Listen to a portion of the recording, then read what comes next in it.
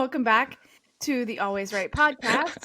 As Jamie fluffs his hair, I don't know why I do stupid stuff when we get on here. All right. it's fine.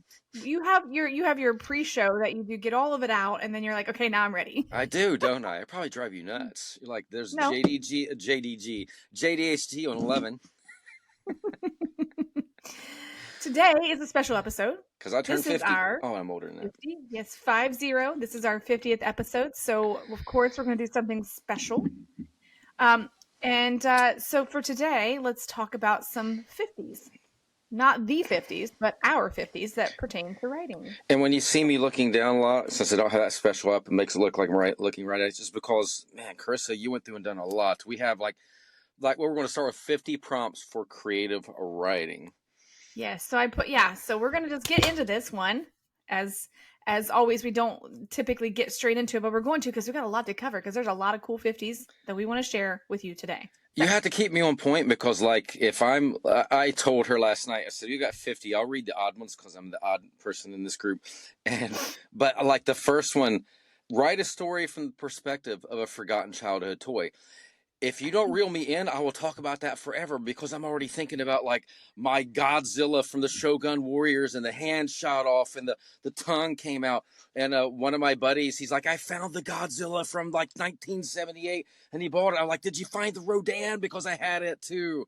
So, Well, if I was to do this story, I would have to do the creepy doll. And it's not that she's forgotten, but my mom still has this doll. And the doll's name was Tina. It was like life size at the time, but it was probably only like 2.5 feet tall. It was a big plastic doll, and she had silk hair and all these things back in the day. But over time, her hair became super matted and gross, and she looks like Annabelle's stepsister. So you could write the story from her like being neglected, no one's brushing my hair. Godzilla's like, why did you pass me around and leave me out in the yard with your German Shepherd and chew off my arm? So, yeah. Yes, that would be fun. Yes. All right. Number 2. Describe a magical forest where the trees whisper secrets. That would be yeah, that would be cool. Like. Yes. All right. Remember your odd numbers. Don't forget. Okay. Right. Number 3, write a letter to your future self 20 years from now. Put it in a time capsule. Aren't you glad you listened to Karisa and finished those 11 books and used pseudo right? Well, yes, I am. All right. That's so funny. All right, number 4. Imagine a world where time travel is possible and its consequences. So basically, I mean, theoretically. You know, some of those pictures that you see where you're like, okay, why does this guy have a cell phone in the 20s or something like that? Yeah, I'm like... Yeah, so you have the, like, it's possible, and here are the consequences that happen, like, which would take my husband in a tailspin of what's happening. He's like, okay, what timeline are we in? I don't even know. Write a scene where 2 characters meet for the first time in a bustling city. I would write about meeting Phil Nye, the science guy, which I did. Nye? Phil Nye or Bill Nye? Bill Nye. It's the ADHD kicking in. Or just like memory lapsing. Phil Nye. Bill, it's like forgetting that I bought my wife an Apple Watch. Well, maybe sorry, he's Bill. Like, I mean, actually, Phil. in a different times, maybe he has the name Phil. I'm glad you corrected me. Yes. All right. Number 6. Explore the concepts of dreams becoming a reality for a day. Ooh, that would be creepy or exciting at the same time. Yep. All right. Number 7. 7. Describe a futuristic society where emotions are forbidden. Ooh, I like that one. Yes. That's now it's making me think of new books to write. Number 8, create a dialogue between a hero and a villain discussing their motivations. It's like a Diary of a Vampire or something like that, or Interview with a Vampire. Yes. Is that with Brad Pitt? Be like interview with a villain and a superhero. Kind of interesting. Like a round table. Number 9, write about Dr. Dolittle. I mean, write about a character who can't communicate with animals. Yeah. It's kind of you could do like a new spin on Dr. Dolittle. Kind of do that in Age of the Sigil.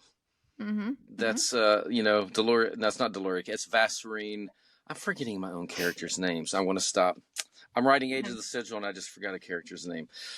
Well, with this one, it was kind of like in the realm of the princesses speaking with animals. It's not just Dr. Dolittle. I mean, you have all kinds of different books besides Dr. Dolittle that where people in the books speak with animals. So it could be just like a, telekinesis, telekinetic, whatever, um, type thing where you're working with I mean, I talk to my cats, so how is that not Yep. reality? All Yeah, right. that's true. And sometimes they talk Number back. Yeah, number 10, describe a world where everyone has a superpower except one person. Actually, I think this is new. I've seen this on, I think it might be a Netflix thing, where everybody in the area has a power because of a book or something. So I think this is actually something that's out right now. I've seen a couple things like that. Like one Mm-hmm. person's like, I don't know why I never developed my superpower. And the parents are like, it'll come. Just got to give it time. You got to give it time. Mm-hmm. So Mm-hmm. these are some good ideas. Explore the idea of a library where each book leads to a different reality. I would dig that. That's kind of Yeah. how I with Spitfire. That's what I wrote, opening that book, and it led to thousands of years Mm-hmm. ago in a land of dragons. I think there was a cartoon back in the day that inspired this particular one where um, they would, I can't remember what it was called, but they would jump into the book and then they would go explore that area and then come back out of the book. So I remember that, but I don't remember what it was called. I don't remember what it was. Yeah. Number 12, write a story inspired by a strange item found in an old attic. So I don't know if you could like touch it and it takes you to like something that's happening in the storyline, or if it's like um Insidious where the kid goes up there and like there's that evil that's opening in the red door. Yep. No. There's so many possibilities. And these all don't have to be fun. These could all be creepy.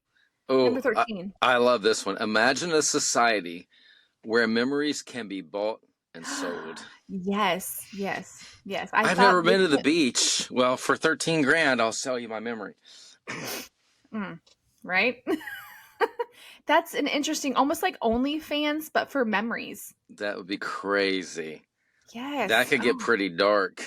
yeah, because you could be selling memories and not realize, yeah, I have a memory of killing someone, but I don't really think I did Yep. that. I think I bought the wrong memory, or people selling memories, and then yeah, that would be kind of cool. Where could you go with that one? All right, number 14, write a character who discovers they have the ability to time travel through music. Here you go. Here's yours. Yeah, playing a violin, it takes you And to then wherever. changes the frequency. So as that music's being played, you can go through different dimensions. Yeah. 15. Explore a post-apocalyptic world where nature has reclaimed the cities. What's that Will Smith movie? That's what it kind of reminds me I of, Am the Legend or zombies. something? Yeah, but Is I it hasn't really reclaimed it, but I think about that. Or The Happening, where, the plants are killing off everybody.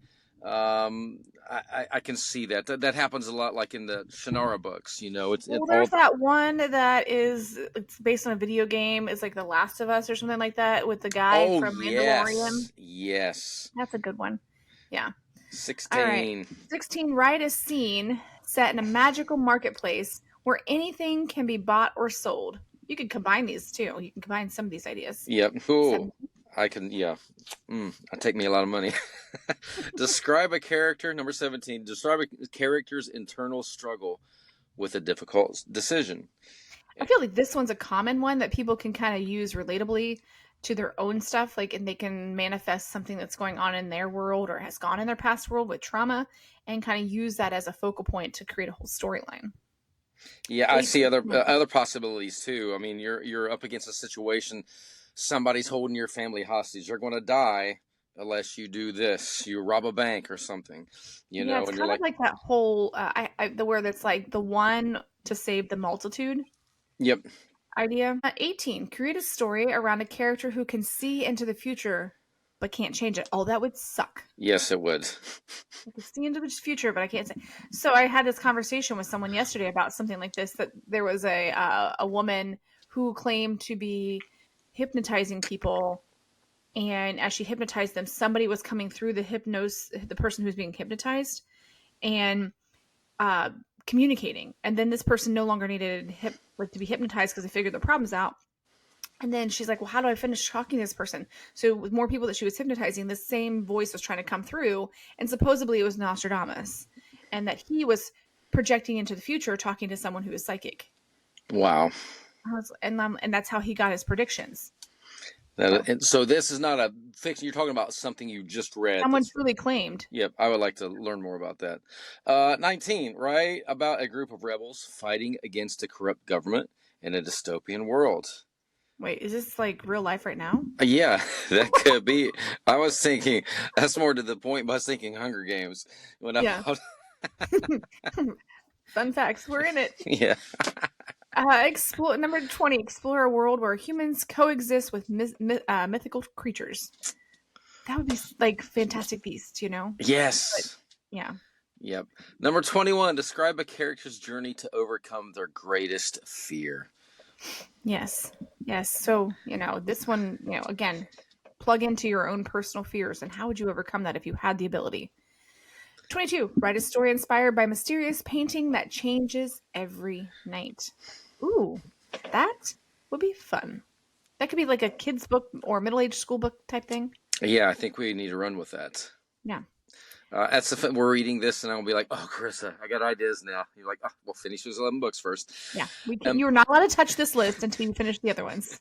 23. Imagine a society where everything is decided by the flip of a coin. That's kind of how it is in my life right now. Where you want to eat, Diane? I don't know. I'll flip a coin. Well, you've seen where people are like, "Guess where we're eating? We're going to your favorite place," and then they say, "Oh, we're going to Taco Joe's," and you're like, "Yes," and you're like, "No, we weren't going there, but I'm glad you decided that one because that's how you kind of like use reverse psychology." I'm going to start using that. I'm taking start using it before she watches this episode. All right, write about a character who wakes up one day with no memory of their past, which has been done, obviously before, but have a spin on it. A lot on the Lifetime channel. Well, this list isn't something that are exclusive to things that have never been done. Yeah. This is a list of inspirational prompts to maybe get you to that point. Well, yeah, because listen, so many stories have been repeated, but you put your unique spin on them. Yes, we had this conversation with Jeff Rivera. People want the same thing, but just a new take on it. Absolutely. So don't be against doing that. Number 25 is a new same thing with a new take. Explore a love story between two characters from rival factions. Yeah, that's kind of like the Romeo, Juliet. Yeah. I was thinking like kind of like a spin on the Romeo and Juliet thing. All right, number 26. Describe a character's encounter with a mysterious stranger who knows their deepest secret. Ooh. Very mysterious. I hope nobody out there knows. Kind of where Canvas is, though. This one is like Canvas in a sense. Like one of the characters knows the other one's deepest, darkest secret. But yeah, so. Jaime, I know they used a BB gun on Mythbusters. What? No. Okay. So many years like, he didn't break that. They used a BB gun. You can see the BB flying. Did someone say that on a comment? I've heard that a million times. Oh, yeah. Like 27, write about a group of explorers searching for a lost civilization in the depths of the ocean. I've actually done this. I've done this in the Crisis Artifact in the second book. I think it was Chaos Pendulum. Yep. So yes. Yeah, and this would be cool because you could do a spin-off with the mermaids. Oh, yes. Yeah. 28, imagine a world where books have the power to alter reality. So this is an actual book. Oh, gosh. My client sent me a picture of it. This has been a recent one, correct? Yeah. Yeah, I've seen it. Yeah, and I cannot remember the name of it. And I took a picture. She sent it to me. Oh, my gosh. It's like the book, it reads itself or something. And every time you read it, it's supposed to alter your reality. It's like baked into the pages. Yeah, so hold on here. I will give you Okay, go on to the next one. Sorry. I know the book. I've seen it pop up on Facebook a gazillion times. 29, create a story around a character who can speak to ghosts. Oh, what was that Jennifer Love Hewitt TV show that was on years ago? I love that. Oh, yeah. I watched that still, like the reels and stuff of that one. I can't remember what that was. Yep. But yeah, so that was a really good one. And it had the one guy from Scream on there at one point. Yeah, Jaime. Kennedy. I can't remember his last name. Kennedy, was it Kennedy? Kennedy. Yeah, Jaime Kennedy. Yeah, Jaime Kennedy. Yep. It's funny because Scream, that I think a scary movie. I see dead people. One of one of the movies. Your husband Dylan will know exactly the scene I'm talking about because we're connected. You're talking about Sixth Sense? No, not Sixth Sense. I'm talking about Scary Movie. Oh Where yeah, they made fun of Sixth Sense. It's like I see dead people. yes, yes, All right, yes, yes. Okay, all right. Number 30. Describe a character's journey to find a mythical treasure that grants wishes. So it's kind of like an Aladdin type thing. You could do the lamp, obviously, but you could maybe make it something else, Pandora's box or whatever. absolutely. 31. Write about a futuristic society where artificial intelligence has taken over. Isn't that next year? Yes, it's so close. It's almost at our doorstep. I. Number 32. Explore a character's struggle with a curse that brings them eternal luck, but at a cost. That's the thing. I feel like it's nice to have a storyline, but what is the twist? What is the cost of this? I've seen like a TV show, just an episode, and this guy had luck, but for him, everything that he did that was lucky, bad luck fell upon somebody else. Mm-hmm. The universe's exchange. 33. Describe a character's encounter with a supernatural being that grants wishes. A djinn. Yeah, they call Jen. Yeah, I was gonna say they call this gens. All right. You could do an offshoot, like you could do a gen that's a hybrid with something else. You could like kind of switch that around, like a gen in a mythical world that has fallen in love with something else. So yeah, I don't know, love story of a gen. Okay, go ahead. Are we on 34? Love djinn. Yep. Write about a character who discovers they are the chosen one to save the world, which is normal. Did that too. People love that. People love that kind of thing. Don't feel like it's not. I mean, don't feel like it's overplayed because there's so many books. Keep it going. If you got like, I got to do this. Everybody's trying to save the world. All right, 35. Imagine a world where people are born with tattoos that reveal their destiny. Ooh, you did this as well. I like that. Yes. Oh my gosh. Well, they weren't born with them. They kind of popped on them. Appeared, yeah. When they were teenagers. But yes. Yeah. But could you imagine that? Spit out a baby. It's a baby tattooed artist.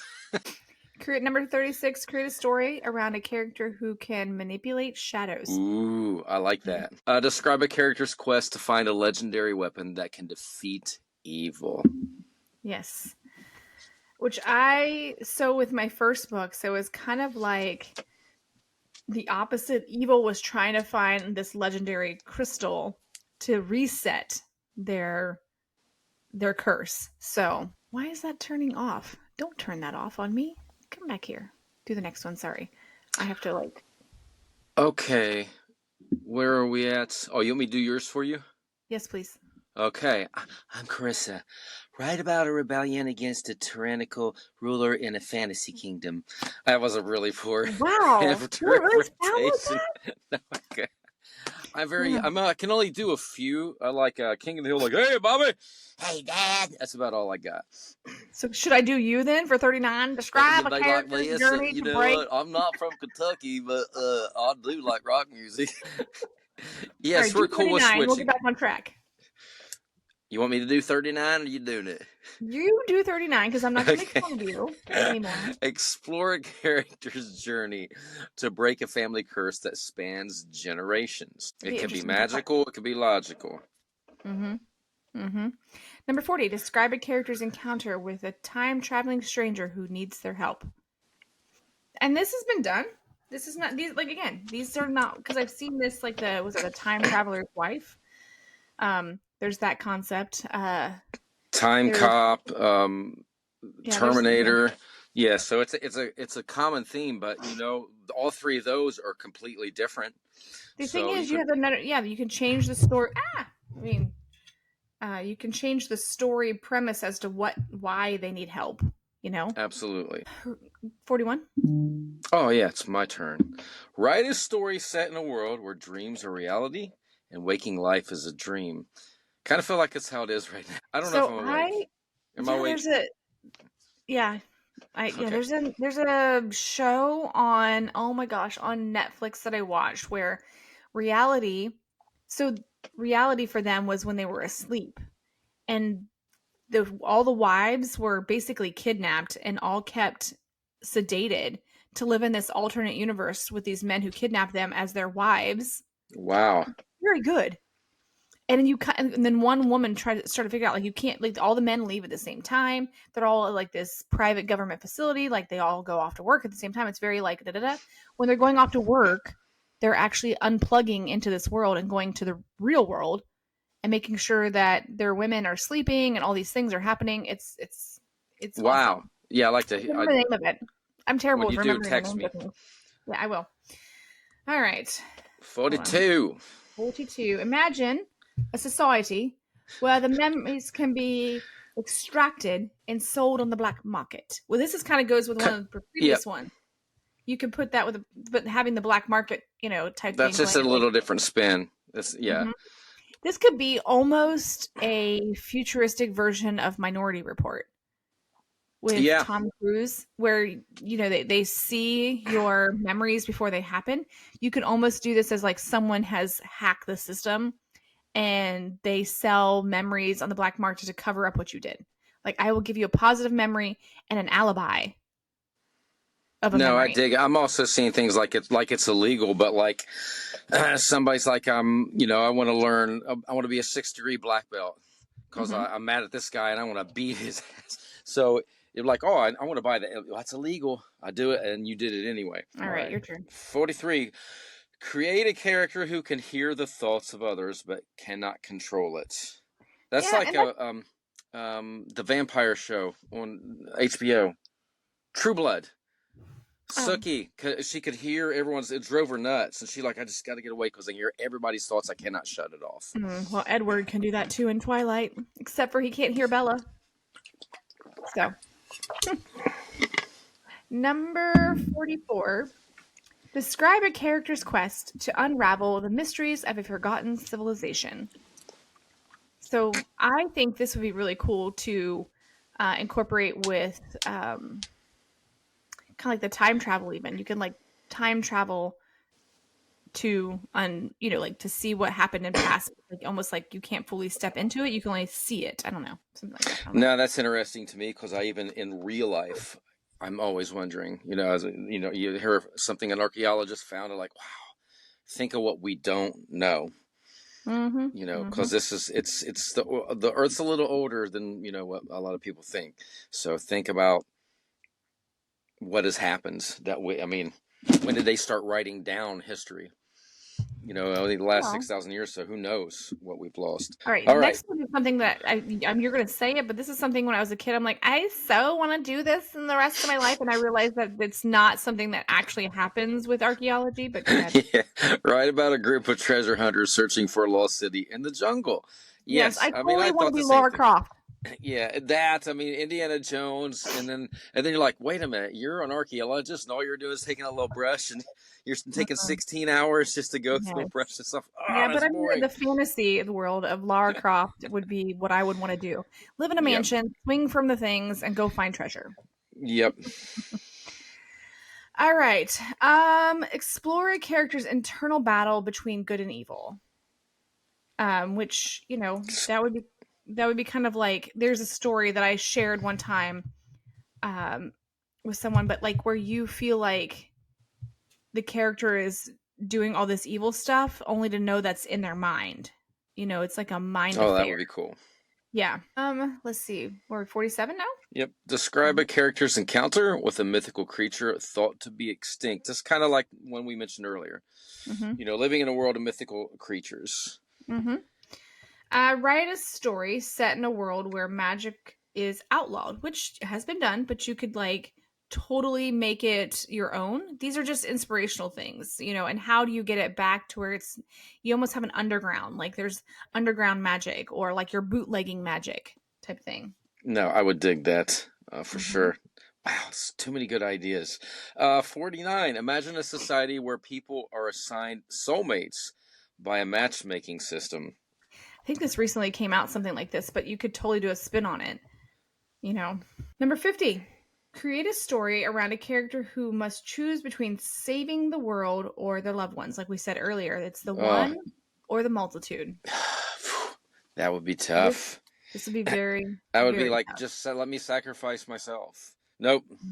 Not an option. Yeah, it's not an option. All right, so in the intermission here of the next 50. So whenever I was looking at our stuff where we've come, as far as we've come in the 50 episodes that we've done, though we are only 50 episodes in, we have some. Oh That my. was to announce it. Not Yes, really, but because what better way to announce it than your flippin' water bottle banging against something? So we've had some of our top viewed episodes were the one that we had recently with Jeff Rivera, which was a good one. And then the one what we had with Rachel Green Ward, who was the storyboard designer. And then the one with KDP. These are the ones that are searched out and like watched as far as on YouTube. And I went and saw our most viewed ones. and we're just scratching the surface. Oh There's yeah, so much more yeah. to come. Oh yeah. Oh yeah, yeah. I'm scrolling down here again. And so now what we're going to do, now that we've prompted you to come up with some interesting story revisions or ideas or, you know, jump off the page and start giving us some stories, let's go down a 50 word list of words for fiction writing. So you don't have to keep using repetitive words. So we're going to give you some, we've talked about this before, just don't word vomit the same things. Don't use simple words sometimes to make it less interesting. Sometimes you need like a cute word, but at the same time, you don't want to use $5 words too much because they're too expensive to use all the time. So you're doing the odds. Go for it. Number one. I am odd. I am enigmatic. Difficult to interpret or understand. Mysterious. I'm not really mysterious, but Yes. goofy. Yes. The word serene. So this calm, peaceful, and untroubled and tranquil. So if you can think of a way, also real quickly, if you think of a sentence that maybe you've used this in, shout it out. Because I was thinking with cannot talk. A serene, like as the sun set over the serene lake, the reflection stands in the calm waters, creating a picture perfect scene. Yeah, so think of this list as an exercise as you're listening in your mind, or if you have your keyboard there, type out a sentence so you can apply this. Yeah, That would be very resilient if you did. did. Yeah, I did. Yes. That's able to withstand or recover quickly from difficult conditions. So the I can't even talk. The difficult condition is we're throwing 50 words at you really quick, but you're going to hurry up and type a sentence because you're resilient like that. Number 4. All right. So melancholy. This is a feeling of pensive sadness, typically with no obvious cause. Melancholy. It feels like something that a Sublime album should have on it. Number 5, luminous, full of shedding light, bright or shining, especially in the dark. I think of little fireflies when I think of luminous, or those glow sticks. Listen, I put this one on the list, this next one, but I don't think I can even I think my tongue will say don't pronounce this properly. That's all right. I will mispronounce the next one after it. Okay. Oh my gosh, what is this word? Ephemeral. Oh my gosh, I can't even say it. Ephemeral. Yeah, I feel like I'm slurring something. Ephemeral. Ephemeral. Ephemeral. I can't even do it. I cannot do it. But whatever this word is, it's lasting for a very short time. You're fleeting. I don't think I would use this one because I'd be like, I can't think. Ephemeral. I've used this before. Now the next one is vivacious. Is that right? Vivacious? Yeah. I could say that one. Vivacious. Just switched. Attractively, lively, and animated, full of energy. She is so vivacious. Yes, I've used this word, vivacious, often. But at the same time, I can pronounce that one. I can pronounce the previous one. When you started this list, I thought, I'm going to be in so much trouble. I'm going to mispronounce 12 of them at least. Yes, I, at the same time, was feeling, I'm like, I got to put it out here, though. I got to put out unique words because if I just put simple words out there, it's boring. All right, next one, solitude. The state of being alone or isolated. Solitude. Have you written your sentence? We're waiting. All right, number 9, whimsical. Playfully, I can't even talk now. Playfully quaint or fanciful, especially in an appealing and amusing way. Yes. So nebulous, the form of a cloud or haze or hazy. So you can use this word when you're describing something as far as being foggy. The nebulous blocked my view of what was happening. So instead of saying the cloud or whatever. Undulate, move with a smooth wave-like motion. As Nice. she undulated as she danced across the It floor. sounds very like seductive. It does to me. So you might want to save that for chapter 12. Yep. Clandestine, kept secret or done secretively, especially because what did I say? Illicit. Yes, I was like, wait a minute, did I write that right? Especially because illicit. Yes, so clandestine. I've used this maybe once or twice in my writing career. But I may be wrong, but we're just authors. We're not geniuses. I'm not.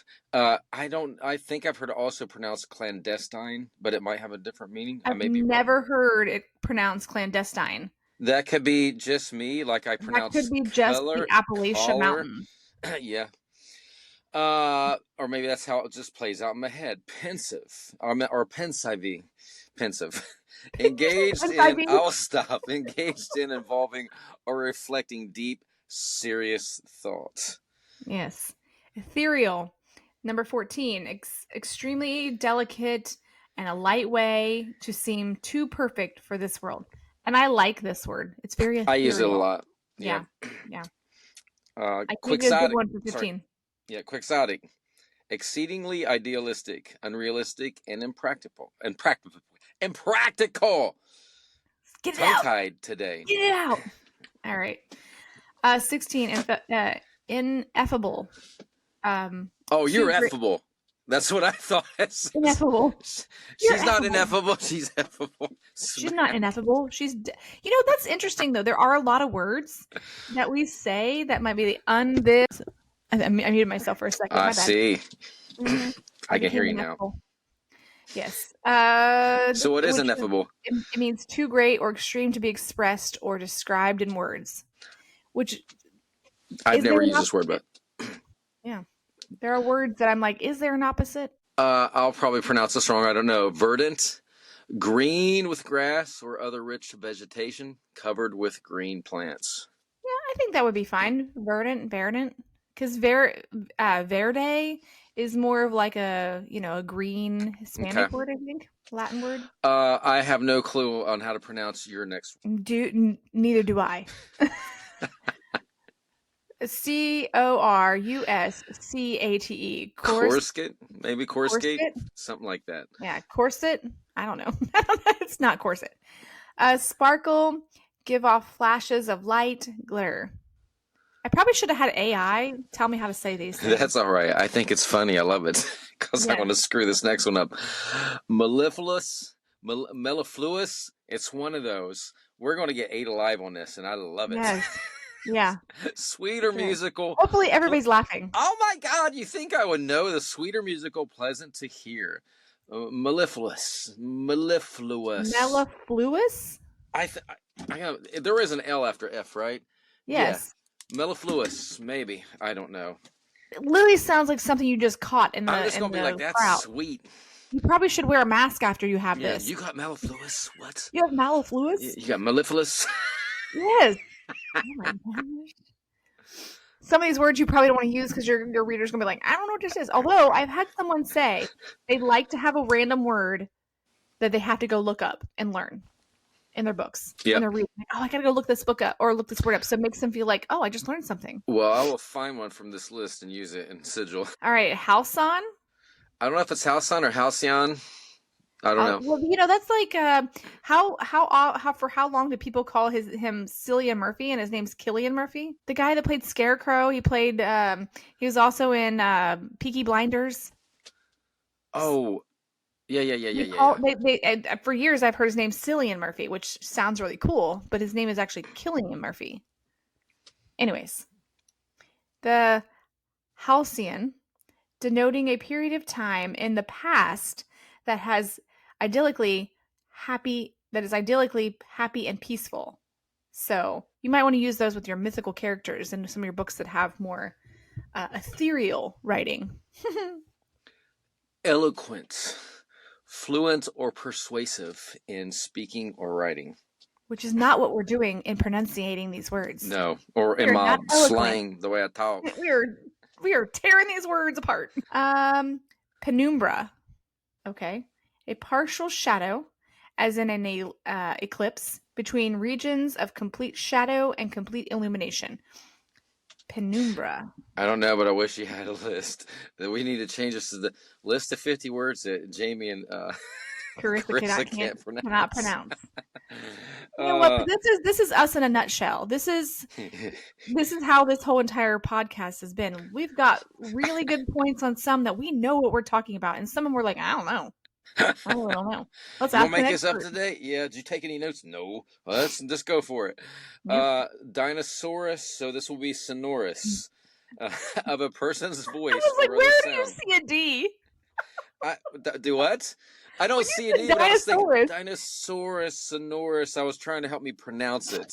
Well, that doesn't always work in the English language. It's probably sonorous, sonorous of a person's voice or other sound opposingly. Well, yeah, because it's a sonar. Oh, yes. Opposingly deep and full. So, let's move on. I'm embarrassed. These are words you should be using in your voice lessons.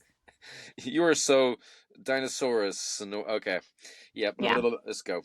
Number 24, labyrinthine. So complicated and confusing, like a labyrinth. I loved that movie, Labyrinth. Yep, me too. But I was so in love with David Bowie back in the day with his tight pants and his puppets. I should say Muppets because they were Muppets. Yeah. I can pronounce this one. Euphoria, a feeling or state of intense excitement and happiness. So euphoric. Panacea, a solution or remedy for all difficulties or diseases, a cure-all. And okay, have you ever heard it pronounced panacea, or am I making up stuff again? I don't know. Okay. You know what? I'm sure my husband is literally sitting on the couch right now watching this episode saying, oh my gosh, you guys are awful. He can probably pronounce all of these. He's great with spelling and reading. He's like, oh my gosh. He's like, I'm taking over. Yes. 27. You should know this next one. Effervescence, vivacious and enthusiastic. Bubbly. This word reminds me of the effervescence from Alka-Seltzer commercials. Yes. That. Oh, my plop, plop, fizz, fizz. Yes. All right. This one is shred me. Ebullient. I don't know. Ebullient? Yes, it sounds like it's like going to be like Ebola, but it's ebullient. A lot of these sound like diseases. Cheerful and full of energy. Ebullient. You're ebullient, darling. You're just so ebullient. I can't believe I get this next one. It's either petrichor or petrichor. I hate to spell petrichor. It could be a Harry Potter isn't spell. That like a spell in Harry Potter? Petrichor. Yeah, that's what I just said. It could be a Harry Potter spell, like, and then Hermione comes out. It's not Leviosa. It's Leviosa. Yes, it's Patrick. A pleasant smell that frequently accompanies the first rain after a long period of warm, dry weather. So, because of the smell, it makes you think it's like almost like putrid, but it's petrichor. Yes. Like, I just had E on in. That was no big deal, like Joe Dirte. Okay. Elysium. Oh my gosh. Elysium, a state or place of perfect bliss, happiness, or delight. Okay, why do you keep giving me the hard ones? It's like we flip. Bite your tongue. I've had some pretty difficult ones myself. Denouement. I have no clue. But I do know from reading these notes, it's the final part of a play, movie, or narrative in which the strands of the plot are drawn together and matters are explained or resolved. We really need to give them a PDF of all this, so then they can respond back and say, this is how it's spelled. Yes, I'm going to copy this list and paste it in the show notes. And so people can go on there and be like, okay, here's how you pronounce this word, guys. Thanks for daring. Oh, this is so fun. 32, aesthetic. My aesthetic is so good right now. All right. This is concern with beauty or appreciation of beauty. So this, of course, has to do with the aesthetic of like People use this a lot. Oh, my aesthetic is needing some help right now. Okay, soliloquy. No, I'm teasing. It's soliloquy. I was gonna say, you know I this knew one. that one. An act of speaking one's thoughts aloud when by oneself or regardless of any hearers. I call that as personal narration. Yeah, I do it all the time. Same. I will literally start doing things, and I'll tell my clients, just so you know, I'm narrating right now. You do not have to respond to what I'm saying. But Like, I usually talk to inanimate objects. Like I turn on the sink in the bathroom, and I'm like, "Come on," because it doesn't warm up quick enough for me. So, and I do that. And I was like, I don't know if I would relate that to being a soliloquy or being just like outwardly rage frustration. I am, but sometimes like, oh, come on, you can do it, you can do it, you can do it, Oh, and you're it's like talking to trying to your get my water? lawnmower up the hill or something. So yeah, that's not soliloquy. That's just I'm nuts. Why are you push mowing up the hill? Because I have a hill. Some of it you just can't push with the riding mower. So I got to put on my Real quick. cleats. Yep. All right, capricious. Given to sudden and unaccountable changes of mood or behavior. Cool. Why are I you like that. pausing? Because I just you know me, my brain's going. I'm looking at the next word and I'm liking it. You set me up because you know one of my favorite bands is close to this, Evanescent. Soon passing out of sight, memory, or existence, quickly fading or disappearing. They haven't Evanescence, Amy. You haven't faded in my eyes. I got every album. Okay, so ephemera. What? I'm thinking ephemeral. Should have been an L on there. Ephemeral artery, but there's ephemerma, things that exist or are used or enjoyed for only a short time. So ephemerma, I don't know. I don't. I mean, I think it would fall ephemeral. Ephemeral. What is it? I've used the word ephemeral, and I'm pretty sure it's pretty close to this. Okay, ephemera. Let me think. I don't know. Blah, blah, blah, blah. I don't know if it's vestige or vestige. Because if you added the little dash on the end of the E, it's like Joe Dirte, vestige. If you not fancy it up. Vestige, a trace. Darling, it's vestige. You gotta put your lips out. Vestige. Ain't that like a new shampoo? Vestige. Vidal some kind of makeup is what it reminds me of. So vestige, a trace or remnant of something that is disappearing or no longer exists. Okay. Number 38. Good luck. Thanks. Insouciant. I owned that one. I owned it. Whether it's right or not, I don't know. Insouciant. Insouciant. I don't know.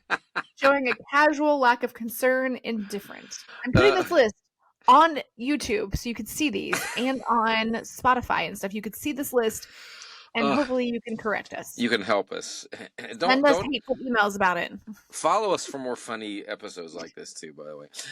39. So you got duplicates. You got Halcyon in here again. You go back and look some. 20.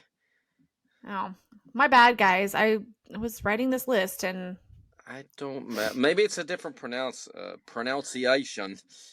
Ariel's 14. And Halcyon, let me check, is probably not how I'm supposed to say it. Yes. Go ahead and say it, though. That way we got it here twice, because they're important words. Yes. So because I did this one, that was idyllically happy and peaceful. Yes, but this is how my brain works. So well, but when I was writing this list, I'm human. And I may have forgot. Oh, I haven't done this word. Whatever. Yes, see, we're natural. We're not AI. So I have no idea. It could be bucolic, bucolic, bucolic. It's one of those, probably not any of them. So actually, tell me how to pronounce that. Relating to the pleasant aspects of the countryside and country life. So it's got to be bucolic then, right? It's not buttlick.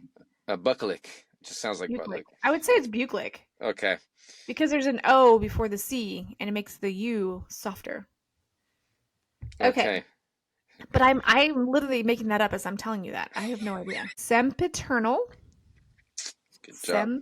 I don't know if it's right, but it's a good job. Yeah. Sempiternal, eternal and unchanging, everlasting. It reminds me of eating with my buddy Sean. He says, I think I want to get the omelet. I'm like, what? The omelet? What? And he pointed. I said, the omelet. The omelet? Yeah, the omelet. I'm like, what the heck are you talking about? So that's how we're approaching today. 43, limerence, if that's right. The state of being infatuated or obsessed with another person. I like that. Limerence. I feel like this next one is a zodiac. I kind of do too. Sagacious. Oh, I was thinking sagacious, Yeah, sagacious. Sagittarius, but I have no idea. Yeah. Having or showing keen mental discern and a good judgment. Sagacious. You very sagacious. Well, some of these have got, I don't know if I copy pasted things wrong when I was doing this because the ethereal's back on there again. I owe us like 3 words. I owe us like 4 words. Okay. Languid. Displaying or having a disinclination for physical exertion or effort. Slow and relaxed. So languid. You've been very languid today, darling. Why are you just laying around being so languid? Is my saying lazy? Kabow. Yeah. Ethereal. Okay. I don't, 48, I'm sorry. I know how to pronounce it. Syzygy. Syzygy? Yep. A conjunction or opposition, especially of the moon with the sun. I don't know if that was right. I just was pretending that I really knew what I was Oh my gosh, you totally owned that properly. Yes. You That's because I had an epiphany of a new word to add in a minute. A moment of sudden revelation or insight. Epiphany. I've had epiphany. I figured out what I need to say. Go ahead. Number 50. Sagacity. A quality of being sagacious. The word I said earlier. Possessing keen mental discernment and a good judgment. So basically, it was the expanding on that one. All right. So give me some more words that you can think of. Cantankerous. You should have known I was going to say that one. I should have known. Yes. It's like grumpy and, just mouthy, being old. Get out of my face. Well, because I owe us like 3 words, I'm going to do, here we go. Muncened. Like when you have the whole world in your hands and you lost it. Your husband will know what that means not because of you, because you thought it was a slight or something, but it's because of the movie Kingpin. Man, you ever been Muncened? We can't really use that one. No. Well, here's another word. Chirography. It is a noun, and it is for penmanship. It's another word for writing. So there's 2 down. All right. 2 C words. Cuneiform. Let me get another one. Cuneiform. Also, this is for picture writing. One more. I think we should have used that the whole episode. I know. Sorry. Let's see here. Going back. Giving you another word real quick. I just want to come up with some words for writing. So that way, scrawl. This is right. Scroll. I was thinking the one we made up the word. What's the word we made it for troll? Scroll. Kroll. Critiquing trolls. Trolls that critique is what that means. We don't did add that to your list. That's our word for our books. What? Crow. It belongs to Karisa and myself. On the list. Kroll. Along with regellant and outro. Oh yeah, there we go. Those are the words I owe you. Okay, so kroll is when we talk about critiquing trolls. We shall add these to the dictionary. And then we've got regellant, which is regal and elegant together. And then we got outro, which is out and into. Out and intro. I don't know. Yeah. These random That's words. common, though. Outro. Everybody knows what an outro is. Pertaining to a song. I get it now. A lot of people don't have an outro in a book. It went right past my head. Yeah. I get it. Okay, last word I'll give you. Instead of just saying that you are carving something, you can inscribe something, you can engrave something, you can, put some different words to describe, engross, impress. So. Oh, man, I had a last word. Go for it. Mispronunciation. That refers to what the 2 of us have done this entire half of the last. We have literally chopped up this list and shredded it to bits. I gotta say, this is probably my favorite episode. Should be. It absolutely should be. And you know what? I think you're going to eat a melon. Let's end there and let's move on because we are right at 51 minutes. I think I could take about 2 minutes out and make this exactly 50 minutes. All right. That'll work. All right. So if you want to give us a shout out, you can go to alwaysrightpodcast@gmail.com. You can yell at us and tell us how to properly pronounce these words. But if you'd like to follow for more of our wittiness and our craziness, you can go to alwaysrightpodcast.com, click on any of those icons, And you can follow us. You can, see us on YouTube, subscribe, all those things that you want to do. So, as always, I'm author Karisa DeLay. And I am Jaime Vendera. Thank you for listening, and always Always right. right.